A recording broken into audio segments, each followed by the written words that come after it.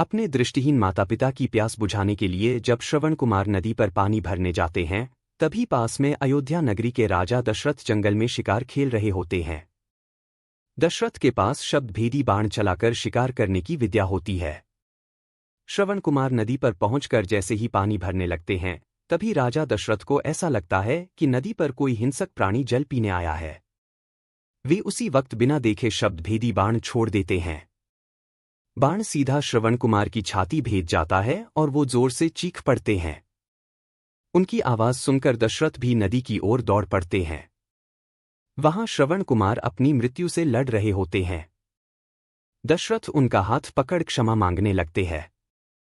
मरने से पहले श्रवण कुमार दशरथ से कहते हैं, मेरे दृष्टिहीन माता पिता प्यासे हैं, उन्हें यह जल पिला देना। और इतना कहकर श्रवण कुमार अपना देह त्याग देते हैं। राजा दशरथ श्रवण कुमार के पिता ऋषि शांतनु और माता देवी ज्ञानवती को सारी हकीकत दुख और शोक के साथ कांपते हुए सुनाते हैं।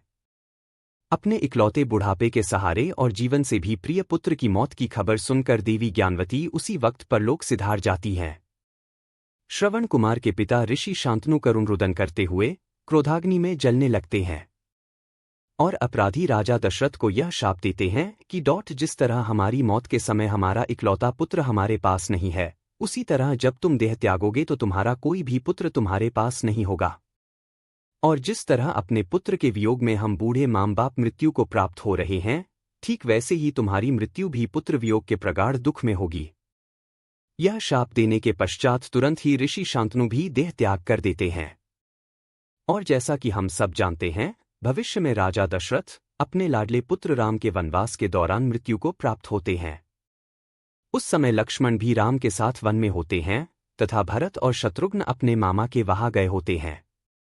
इस प्रकार ऋषि शांतनु का शाप सत्य साबित होता है।